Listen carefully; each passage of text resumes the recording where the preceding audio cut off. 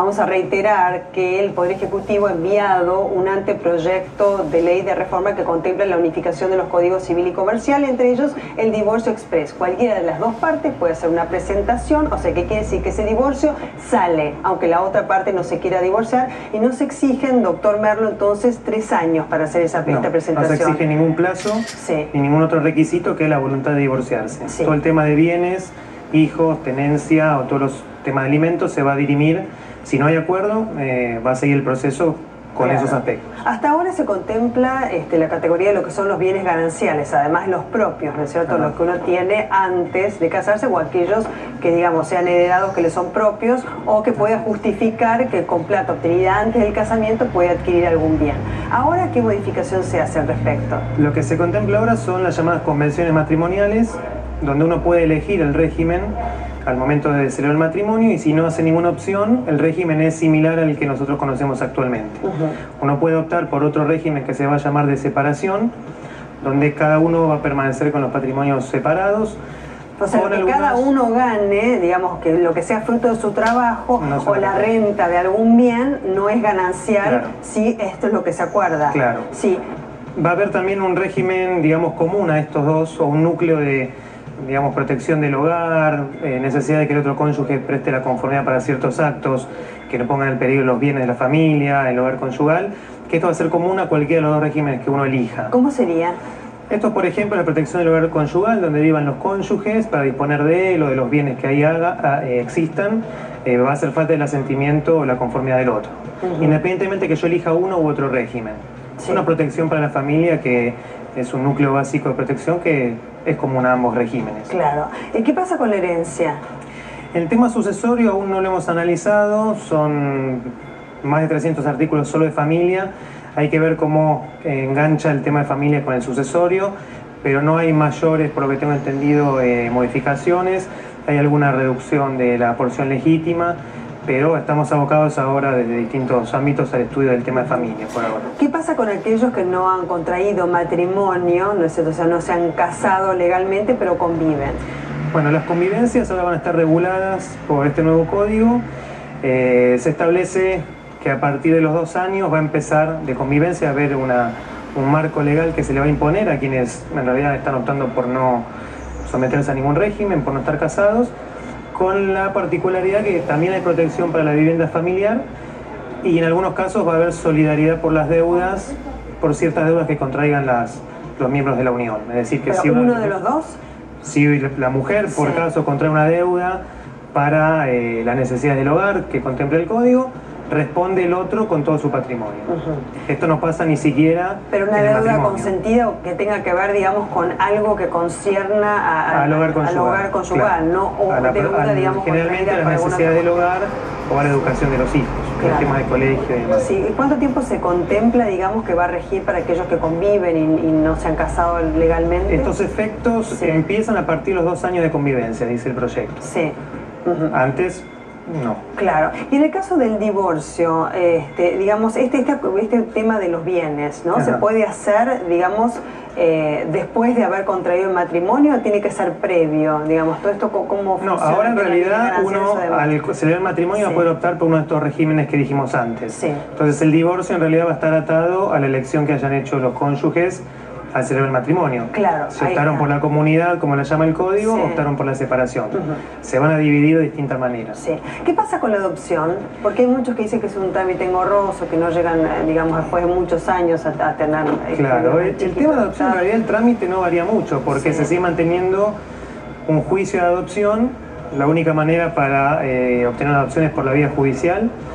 Y hay 2 juicios, uno más pequeño, digamos, un juicio de guardia preadoptiva, donde se evalúa a las personas que van a querer adoptar, y otro juicio de adopción.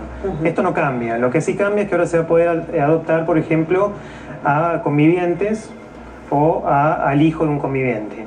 Es la adopción integrativa que la incorpora el código. Hasta ahora conocíamos la adopción plena y simple. Existía esto de la adopción del hijo del cónyuge, pero ahora el código especialmente contempla la opción de integración, que es esto de adoptar al hijo del conviviente o al hijo del cónyuge. ¿Y le da el apellido? ¿Qué consiste todo esto? ¿Cómo, en realidad, la adopción plena extingue el vínculo con la familia de origen, la simple no, y la integrativa tampoco. Es decir, que sigue siendo hijo sigue habiendo vínculo filiatorio con el progenitor. Claro. Se establece un vínculo con el nuevo adoptante, pero a efectos de adopción. Es de adopción. Sí. Filiación por adopción. Sí. En el caso de la fertilización asistida, ¿qué avance ha tenido? Hay un vacío legal muy grande y yo no sé si digamos, por lo menos se está haciendo un aporte al respecto. Actualmente no está legislado, claro. El código lo contempla y a su vez deriva en leyes especiales la reglamentación. Eso tendrá tratamiento parlamentario después, entonces claro, habrá que dictar leyes especiales. Claro, al Poder Legislativo. Claro, pero el código contempla lo que vulgarmente se conoce como alquiler de vientres y todas las técnicas de reproducción asistida.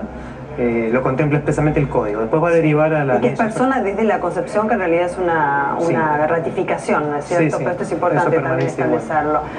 Bueno, y en el caso, por ejemplo, ¿no es cierto?, de que se haya procedido a un tratamiento de fertilización asistida, pero haya habido una donación, ¿no?, que puede ser o de espermas o de óvulos de una tercera persona, ahí también hay una contemplación aparte que quiero, por favor, que me especifique. Ahí el tema es bastante complejo con la ley actual, todo el tema de la filiación y las acciones de filiación y demás, la identidad de la persona, el derecho a la identidad. Ahora se complica un poco más porque el código incorpora lo que se llama la voluntad procreacional. Esto es decir, que si yo consiento que mi cónyuge recurra a una técnica de fertilización asistida, en realidad mi consentimiento, mi mera voluntad, le da un estado de hijo, es decir, crea un vínculo de filiación, independientemente de quién haya aportado el gameto. Eso es importante. Lo que es importante es que el derecho a la identidad, esto de que el menor pueda conocer su origen, en la adopción no está limitado.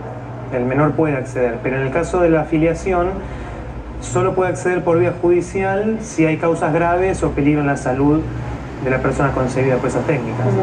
O sea que en realidad el derecho a la identidad... ¿Y cómo podría hacerse? Por lo general, digamos, son anónimas esas donaciones. Sí, anónimas, o puede haber una inseminación consentida por un tercero en el caso de un matrimonio de mujeres. En el caso de ser anónimas es más difícil porque se recurre por lo general a un banco de espermas, un banco de óvulos. Pero puede ocurrir que dos mujeres casadas sean inseminadas por algún conocido, la cónyuge quizá de una de las mujeres que tenga a luz dé la conformidad y eso impide que el menor avance sobre la identidad respecto a esta otra persona, salvo que exista causas graves. Claro, en ese caso específico. Claro. Contratos prenupciales. Los contratos prenupciales es esta opción, la convención matrimonial, por elegir uno u otro régimen y establecer un inventario sobre los bienes o qué deudas llevan los cónyuges al matrimonio. Básicamente se conoce como convenciones matrimoniales, esta posibilidad de pactar cómo nos vamos a manejar con el tema de los bienes entre cónyuges. Desde ya, este es el contrato prenupcial. A ver, el tema de la fertilización asistida, les decía anteriormente que tiene un vacío legal tan grande, no es porque no existan proyectos de ley, sino que no ha habido, creo yo, tratamiento parlamentario, digamos, de estos proyectos. Y es muy difícil también, nunca ha llegado a buen puerto, porque por ahí no pasan de la comisión, pero no en el ámbito de alguna de las dos cámaras. Y es importante porque tanto ha avanzado la ciencia y la técnica al respecto que se necesita alguna legislación. Pero es un tema a nivel mundial, me parece, no solamente de la Argentina.